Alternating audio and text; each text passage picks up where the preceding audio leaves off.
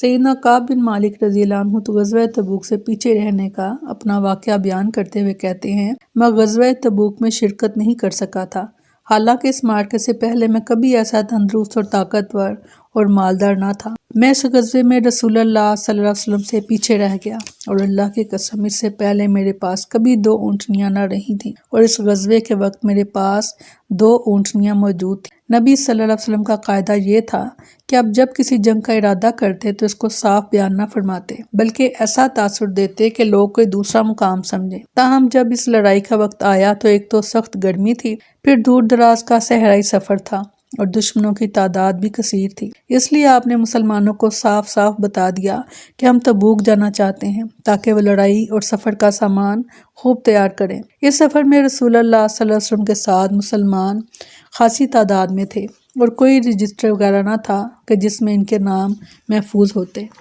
سیدنا کعب رضی اللہ عنہ کہتے ہیں کہ اگر کوئی مسلمان اس لڑائی میں غیر حاضر رہنا چاہتا تو وہ یہ گمان کر سکتا تھا کہ اس کا غیر حاضر ہونا نبی صلی اللہ علیہ وسلم کو اس وقت تک معلوم نہ ہوگا جب تک کہ اس کے بارے میں وحی نہ اتر آئے۔ رسول اللہ صلی اللہ علیہ وسلم نے اس لڑائی کا اس وقت ارادہ کیا جب باغات کے پھل پک چکے تھے اور سخت گرمی کی وجہ سے سایہ دلکش معلوم ہوتا تھا۔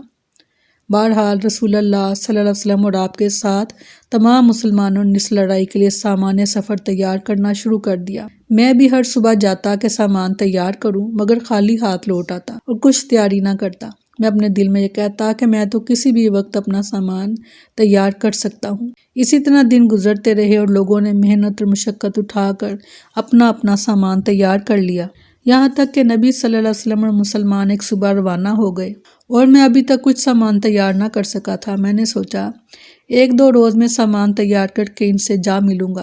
تاہم دوسری صبح میں نے سامان تیار کرنا چاہا لیکن خالی لوٹ آیا۔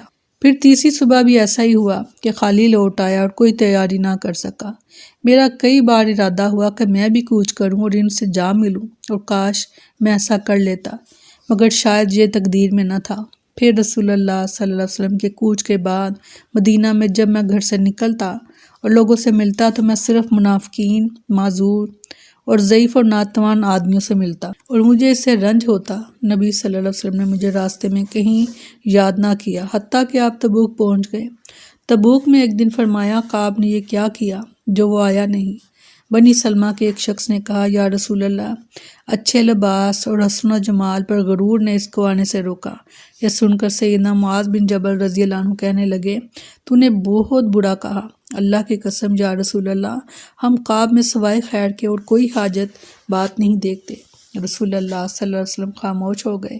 سیدنا کعب بن مالک رضی اللہ عنہ کہتے ہیں کہ جب مجھے یہ خبر ملی کہ آپ واپس آ رہے ہیں تو میرا غم شدید ہو گیا، اور میں نے سوچا کہ کوئی ایسا ہیلہ کرنا چاہیے کہ جس سے آپ کی ناراضی سے بچ سکوں۔ اس بارے میں نے اپنے اہل خانہ سے بھی مشورہ کیا۔ پھر جب یہ خبر ملی کہ رسول اللہ صلی اللہ علیہ وسلم مدینہ کے قریب آ گئے ہیں تو سارے جھوٹے خیالات میرے دل سے جاتے رہے، اور میں نے یقین کر لیا کہ میں جھوٹ بولنے سے آپ کی ناراضی سے نہیں بچ سکوں گا۔ چنانچہ میں نے سچ بولنے کا فیصلہ کر لیا۔ صبح کے وقت رسول اللہ صلی اللہ علیہ وسلم مدینہ میں داخل ہوئے۔ آپ کی عادت مبارکہ تھی کہ جب بھی سفر سے تشریف لاتے تو پہلے مسجد میں جاتے، 2 رکعت نماز پڑھتے اور پھر لوگوں سے ملنے کے لیے بیٹھتے۔ بہرحال جب آپ اس عمل سے فارغ ہو چکے تھے، اس وقت جو لوگ پیچھے رہ گئے تھے انہوں نے آنا شروع کر دیا، عذر بیان کیے اور قسمیں کھائیں۔ یہ لوگ تقریباً 80 سے کچھ زائد تھے۔ رسول اللہ صلی اللہ علیہ وسلم نے ان کے ہیلوں بہانوں کو قبول کر لیا، بیعت لی، اور اللہ سے ان کی مغفرت کے لیے دعا کرتے ہوئے ان کے دلوں کے بھید کو اللہ تعالیٰ کے سپرد کر دیا۔ میں بھی حاضر ہوا، السلام علیکم کہا تو آپ یوں مسکرائے کہ جیسے غصے میں کوئی مسکراتا ہے۔ پھر فرمایا، یہاں میرے قریب آ جاؤ۔ میں سامنے جا کر بیٹھا تو آپ نے فرمایا، تم کیوں پیچھے رہ گئے تھے؟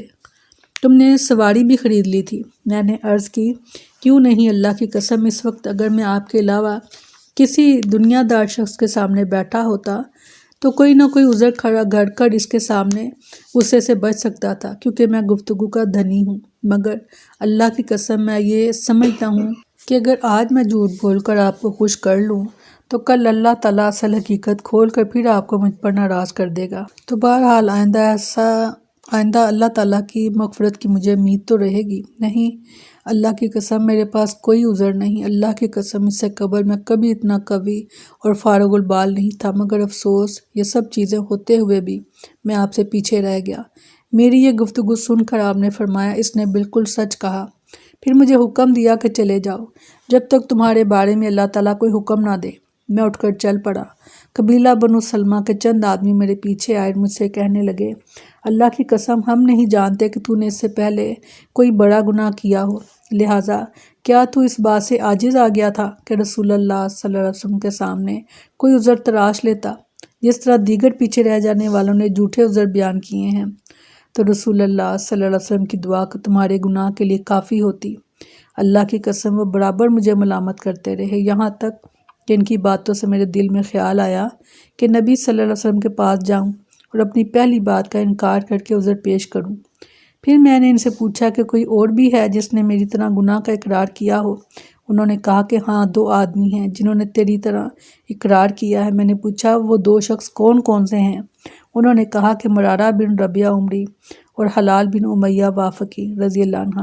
انہوں نے ایسے 2 آدمیوں کا نام لیا جو بڑے نیک تھے اور بدر کی لڑائی میں شریک رہے تھے، سو ان کا طرز عمل میرے لیے نمونہ بن گیا اور ان دونوں کے نام سن کر میں گھر کو چلا گیا۔ رسول اللہ صلی اللہ علیہ وسلم نے پیچھے رہ جانے والے ہم تینوں سے لوگوں کو میل جول اور بات چیت سے منع فرما دیا، چنانچہ اب ہم سب سے بچنے لگے، بلکہ بالکل ہی اجنبی سے ہو گئے۔ ایسے معلوم ہوتا تھا جیسے زمین بدل گئی ہو، وہ زمین ہی نہ رہی ہو جس پر ہم رہتے تھے۔ اسی حالت میں 50 راتیں گزر گئیں۔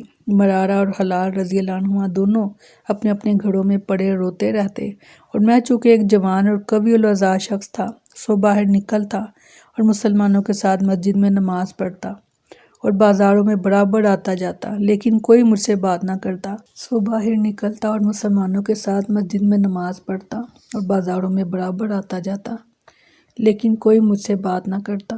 اور جب نبی صلی اللہ علیہ وسلم نماز سے فارغ ہو کر بیٹھتے تو میں جا کر سلام کرتا اور غور سے دیکھتا کہ میرے سلام کے جواب میں لب مبارک کھلے ہیں یا نہیں۔ میں آپ کے قریب نماز پڑھنے لگتا اور ترچھی نظروں سے آپ کی طرف دیکھتا، تو جب میں نماز میں ہوتا تو آپ میری طرف متوجہ ہوتے، اور نماز کے بعد جب میں آپ کی طرف دیکھتا تو آپ منہ پھیر لیتے۔ اس طرح ایک مدت گزر گئی۔ پھر جب لوگوں کی اجنبیت زیادہ ہو گئی تو ایک روز میں نکلا اور ابو قتادہ رضی اللہ عنہ کے باغ کی دیوار پر جا چڑھا۔ وہ میرے چچا زاد تھے، وہ مجھے بہت زیادہ محبوب تھے۔ میں نے انہیں سلام کیا تو اللہ کی قسم انہوں نے بھی میرے سلام کا جواب نہ دیا۔ میں نے کہا، اے ابو قتادہ، تجھے اللہ کی قسم دے کر پوچھتا ہوں، کیا تو نہیں جانتا کہ مجھے اللہ اور اس کے رسول صلی اللہ علیہ وسلم سے کتنی محبت ہے؟ وہ خاموش رہے۔ میں نے پھر قسم دے کر دوبارہ یہی کہا، لیکن وہ خاموش رہے۔ پھر تیسری بار قسم دے کر یہی کہا تو ابو قتادہ رضی اللہ عنہ نے جواباً کہا، اللہ اور اس کا رسول صلی اللہ علیہ وسلم خوب جانتے ہیں۔ یہ جواب سن کر میرے آنسو ٹپک پڑے۔ میں واپس ہوا، دیوار پر چڑھا اور واپس چلا آیا۔ سیدنا کعب رضی اللہ عنہ کہتے ہیں کہ ایک مرتبہ جب میں بازار میں جا رہا تھا تو اتنے میں ملک شام کا ایک عیسائی کسان جو مدینے میں گندم فروخت کرنے والا تھا کہہ رہا تھا، لوگوں مجھے کعب بن مالک کے متعلق کچھ بتاؤ۔ چنانچہ لوگوں نے میری طرف اشارہ کر دیا۔ جب وہ میرے پاس آیا تو اس نے مجھے غسان کے بادشاہ کا خط دیا۔ اس میں لکھا تھا، ہم نے سنا ہے کہ تمہارے پیغمبر محمد صلی اللہ علیہ وسلم نے تم سے برا سلوک کیا ہے۔ اللہ نے تمہیں یہ نہ ذلیل بنایا ہے اور نہ بیکار پیدا کیا ہے۔ تم ہمارے پاس چلے آؤ، ہم تم سے نہایت عزت و احترام سے پیش آئیں گے۔ میں نے خط پڑھ کر خیال کیا، یہ بھی اللہ تعالیٰ کی طرف سے امتحان ہے۔ میں نے اس خط کو جلتے ہوئے تنور میں پھینک کر جلا ڈالا۔ بہرحال اسی حال میں 50 میں سے 40 راتیں گزر چکی تھیں کہ ایک آدمی آیا اور اس نے کہا کہ نبی صلی اللہ علیہ وسلم نے حکم دیا ہے کہ تم اپنی بیوی سے الگ رہو۔ میں نے پوچھا، کیسے طلاق دے دوں؟ اس نے کہا، نہیں، بس اس سے الگ رہو اور وظیفہ زوجیت ادا نہ کرو۔ میرے دونوں ساتھیوں کو بھی یہی حکم دیا جا چکا تھا۔ میں نے اپنی بیوی سے کہہ دیا کہ تم اپنے میکے چلی جاؤ اور وہیں رہو جب تک کہ اللہ تعالیٰ کی طرف سے کوئی حکم نازل نہ ہو جائے۔ سیدنا کعب رضی اللہ عنہ کہتے ہیں کہ سیدنا حلال بن امیہ رضی اللہ عنہ کی بیوی آپ صلی اللہ علیہ وسلم کے پاس گئی اور کہنے لگی، اے اللہ کے رسول، حلال بن امیہ بہت ضعیف ہیں اور اس کی خدمت کرنے والا اور کوئی نہیں۔ اگر میں اس کی خدمت کروں تو آپ برا تو نہیں جانیں گے؟ آپ نے فرمایا، نہیں، ہاں، تعلقات زوجیت قائم نہ کرنا۔ اس نے کہا، اللہ کی قسم، جس روز سے یہ معاملہ ہوا ہے انہیں سوائے رونے کے اور کوئی کام ہی نہیں۔ سیدنا کعب رضی اللہ عنہ کہتے ہیں مجھ سے بھی میرے بعض عزیزوں نے کہا کہ تم بھی اپنی بیوی کے بارے میں نبی صلی اللہ علیہ وسلم سے اجازت مانگ لو تو مناسب ہے۔ میں نے کہا اللہ کی قسم میں تو کبھی رسول اللہ صلی اللہ علیہ وسلم سے اس کی بات کی اجازت نہیں مانگوں گا، کیا خبر نبی صلی اللہ علیہ وسلم کیا جواب دیں، کیونکہ میں تو جوان آدمی ہوں۔ اس کے بعد مزید 10 راتیں گزر گئیں اور جب سے رسول اللہ صلی اللہ علیہ وسلم نے ہم سے بات چیت کرنے کی ممانعت فرمائی تھی، اس کے 50 دن پورے ہو گئے تھے، تو 50ویں رات کی صبح جب فجر کی نماز پڑھ کر میں اپنے گھر کی چھت پر بیٹھا تھا، جس کا ذکر اللہ تعالیٰ نے بھی سورہ توبہ میں کیا ہے، کیفیت یہ تھی کہ میں اپنی زندگی سے تنگ آ چکا تھا اور زمین باوجود کشادہ ہونے کے مجھ پر تنگ ہو گئی تھی۔ اتنے میں نے ایک پکارنے والے کی آواز سنی جو صلا نامی ایک پہاڑ پر چڑھ کر بلند آواز سے پکار رہا تھا، کعب خوش ہو جاؤ۔ یہ سنتے ہی میں سجدے میں گر پڑا اور مجھے یقین ہو گیا کہ اب میری مصیبت دور ہو گئی ہے۔ نبی صلی اللہ علیہ وسلم نے فجر کی نماز کے بعد لوگوں کو اطلاع دی کہ اللہ تعالیٰ نے ہمارا قصور معاف کر دیا ہے۔ لوگ خوشخبری دینے کے لیے جوک در جوک میرے پاس اور میرے دونوں ساتھیوں کے پاس پہنچنے لگے۔ ایک شخص سیدنا زبیر بن عوام رضی اللہ عنہ گھوڑا دوڑاتے ہوئے میری طرف آئے اور اسلم قبیلے کا ایک شخص دوڑ کر پہاڑ پر چڑھ گیا۔ بہرحال پہاڑ والے کی آواز مجھ تک گھوڑے والے کی آواز سے پہلے پہنچ گئی۔ جب یہ شخص جس کی بشارت دینے کی آواز مجھے پہنچی تھی میرے پاس آیا تو میں نے خوشی سے اپنے کپڑے اتار کر اسے پہنا دیے۔ واللہ اس دن کپڑوں میں سے ان 2 کپڑوں میں سے میرے پاس یہی 2 کپڑے تھے اور میں نے ابو قتادہ سے 2 کپڑے مانگ کر پہنے اور رسول اللہ صلی اللہ علیہ وسلم کی طرف چلا۔ راستے میں لوگ جوک در جوک ملتے، توبہ قبول ہونے کی مبارکباد دیتے اور کہتے تمہیں اللہ کی طرف سے معافی مبارک ہو۔ سیدنا کعب رضی اللہ عنہ کہتے ہیں کہ جب میں مسجد میں داخل ہوا تو دیکھا کہ رسول اللہ صلی اللہ علیہ وسلم تشریف فرما ہے اور لوگ آپ کے گرد جمع ہیں۔ مجھے دیکھتے ہی سیدنا طلحہ بن عبید اللہ رضی اللہ عنہ جلدی سے اٹھے، مصافحہ کیا اور مبارکباد دی۔ اللہ کی قسم ان کے سوا مہاجرین میں سے اور کسی نے اٹھ کر مجھے مبارکباد نہیں دی اور میں ان کا یہ احسان کبھی نہ بھول پاؤں گا۔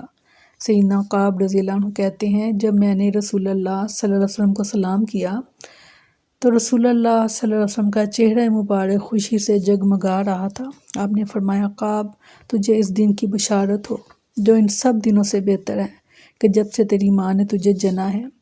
کعب رضی اللہ عنہ کہتے ہیں میں نے عرض کی اے اللہ کے رسول یہ خوشخبری آپ کی طرف سے ہے یا اللہ کی طرف سے؟ آپ نے فرمایا نہیں، اللہ کی طرف سے۔